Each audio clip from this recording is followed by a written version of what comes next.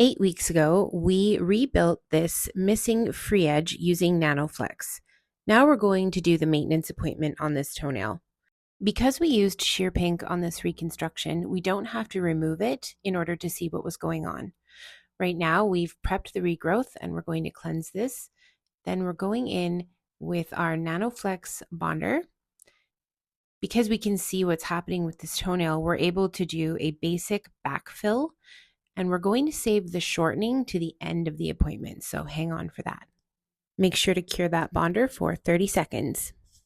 To backfill this reconstruction, I'm going to start with the sheer pink NanoFlex and apply a thin coat or slip layer to the entire toenail. Don't cure that slip layer because we're going back in with a little bit more gel to even out that regrowth area.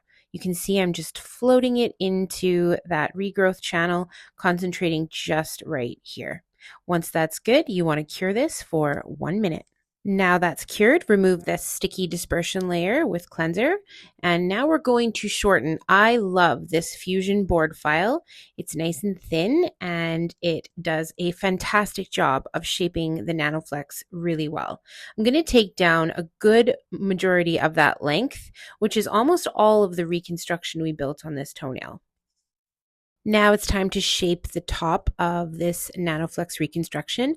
I'm using a fine grit on my mini mandrel.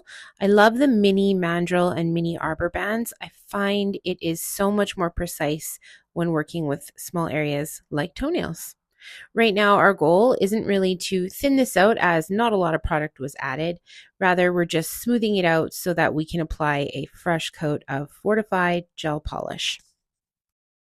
Because we shortened this, we want to go back and make sure that it's nice and even underneath that reconstruction. We don't want a wobbly free edge, nice and smooth.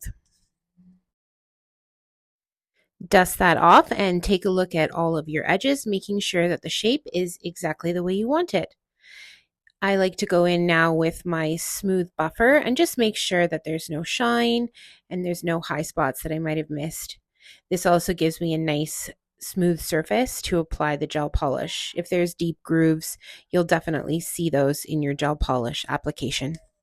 Using the sheer pink NanoFlex really makes maintenance appointments far more time efficient. Give it a try, see how it works for you. And take a look at this beautiful finished NanoFlex reconstruction.